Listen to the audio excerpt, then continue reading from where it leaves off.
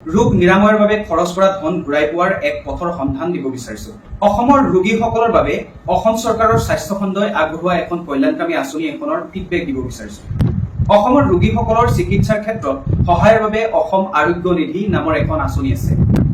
বহু সময়ত আমি দেখিবলৈ পাওঁ কিছুমান নেতাই নিজে ৰোগীসকলক সহায় কৰিছো বুলি কয়, কিছে এই আঁচনিৰ অধীনতহে সহায় কৰে। ৰোগীসকলে খৰচ হোৱা ধন বিচাৰি এই আঁচনিৰ অধীনত আবেদন কৰিব লাগে।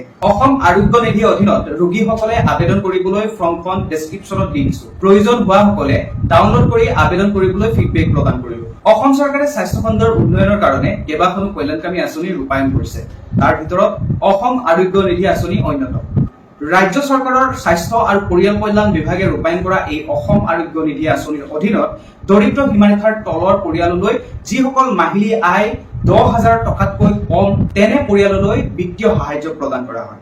দৰিদ্ৰ সীমাৰেখাৰ তলৰ লোকসকলে উন্নত চিকিৎসা সেৱাৰ পৰা বঞ্চিত হোৱাৰ প্ৰতি লক্ষ্য ৰাখি এই আঁচনিখন বলবৎ কৰা হৈছে। উক্ত আঁচনিৰ অধীনত এই লোকসকলক উন্নত মানৰ চিকিৎসাৰ উদ্দেশ্যে বিত্তীয় সাহায্য প্ৰদান কৰা হয়।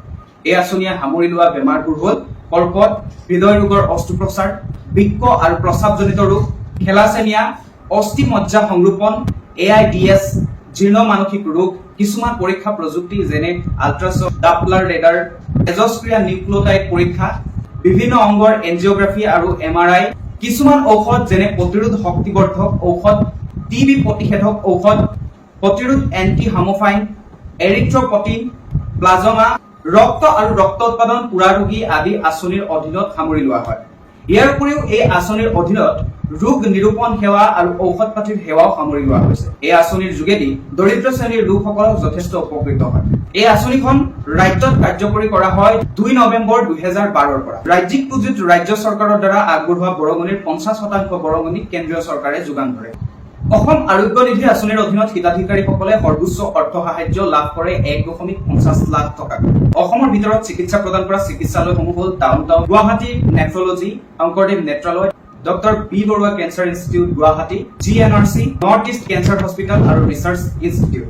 উক্ত আঁচনিৰ অধীনত বিত্তীয় সাহায্য পাবলৈ অৰ্হতাসমূহ এনেধৰণৰ: দৰিদ্ৰ শ্ৰেণীৰ তলৰ পৰিয়াল যাৰ মাহিলী আয় 10,000তকৈ কম, পৰিয়ালটো অসমত বসবাস কৰা হ'ব লাগিব। এই আঁচনিৰ সুবিধা অৰ্জনৰ বাবে প্ৰয়োজনীয় নথিপত্ৰসমূহ হ'ল BPL ৰেচন কাৰ্ড, 2খন পাছপোৰ্ট আকাৰৰ ফটো, পৰিয়ালটোৰ বাৰ্ষিক আয় 1 লাখ টকাতকৈ বেছি হ'ব নালাগিব, স্বাস্থ্য পৰীক্ষা অৰ্থাৎ ৰিপৰ্ট আৰু চিকিৎসকৰ স্বাক্ষৰিত নথিপত্ৰ, খৰচ পাতি সম্পৰ্কীয় যিবোৰ নথিপত্ৰ সেই নথিপত্ৰসমূহ লাগিব, চিকিৎসকৰ স্বাক্ষৰ থকা ৰোগীজনৰ 2 কপি ফটো, আধাৰ কাৰ্ড, পৰিচয় পত্ৰ, ভোটাৰ ID অথবা পেন কাৰ্ড।